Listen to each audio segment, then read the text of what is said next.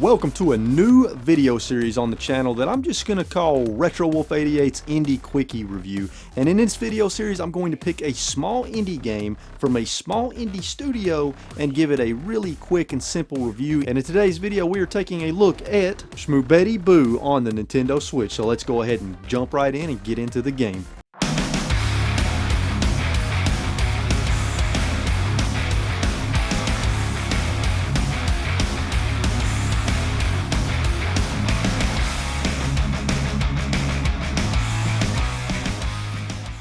Shmubedi Boo is an extremely difficult but simplistic 2D platformer that is published and developed by Dimitro Deribos, and it's releasing on the Nintendo Switch on October 7th, 2020 for $9.99 digitally only. In Shmubedi Boo, you are setting out on a journey to try to stop an evil rabbit that stole all the apples from the city.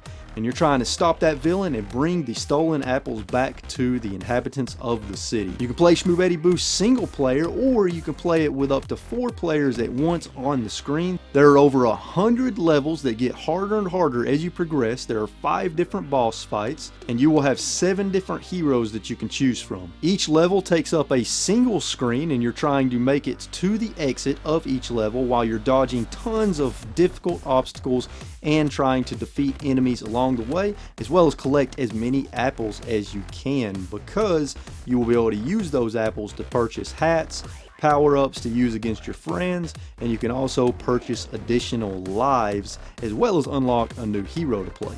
If you run out of lives, you're going to go down to Purgatory and you have to spin a wheel, and if you get a 0 on that wheel, you get game over. If you don't, then you'll get another chance, and each time you go back down the Purgatory, it gets harder and harder to get another chance to load back into the game.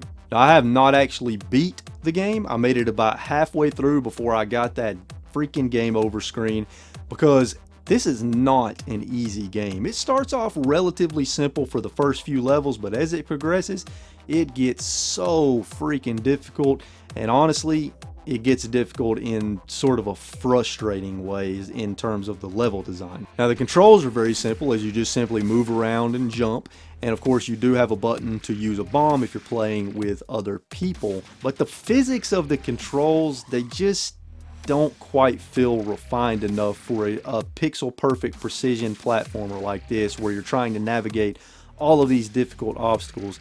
It feels a little bit slippery when you're moving around. Like if I'm standing still and I just tap the D-pad once or tap the control stick in one direction, I feel like the character moves a little bit too far, if that makes any sense. It's a little too touchy. And for a platformer like this, you can't have touchy controls. They have to be absolutely precise. And to be honest, that hurt the experience for me a little bit. Another thing I thought was kind of weird is your character can grab onto a wall, but you can't actually do a wall jump off of a wall. That felt a little weird to me, and that actually got me killed multiple times because I felt like I should have been able to do a wall jump. I also felt like I should have been able to hold down a button to run faster, just like you do in any Super Mario Bros. Game. But I get why they didn't, because it is a single screen platforming game. Another thing that I didn't really care too much for is I felt like the hitboxes were a little bit off. Now obviously I'm no game developer, but there were several moments where I felt like I shouldn't have died because I didn't think I had actually hit a spike or an obstacle or an enemy, but I died anyway. So I feel like the hitboxes need to be tweaked just a little bit. And also, when you purchase hats from the store, you don't get to keep those hats forever. When you purchase another hat, the hat that you previously purchased goes back into the store, and I felt like that was a little weird. Like if I'm spinning apples on a hat, there should be a menu I can go to where I can switch between the hats at will. Now, I did like the art style. It's very simple and effective. It looks good. I'm a big fan of pixel art style graphics, so I thought that was fine. The music was okay. It wasn't anything that blew me away. It was simplistic, but it served its purpose. And, you know, the levels are pretty fun up until a point. Once you get later in the game, when you get about halfway through the game, the levels honestly stop being fun, and they just become infuriatingly difficult, and not in a good way. And I actually did not enjoy the boss fights at all. One thing that I really didn't like about the boss fights, so when you hit a boss, it takes a piece of its life down, but if the boss kills you, it gets a point of life back. But the thing about it is, every time you hit the boss, it gets faster and faster and harder to hit, even if you die over and over, the boss just keeps getting faster and faster. So it got to the point to where anytime I got hit by the boss, I would just exit the level back to the main menu and load back into it so that the boss would reset back to its original speed. And the second boss that I fought, the giant bumblebee, if the boss is at max health and it kills you, its health keeps increasing.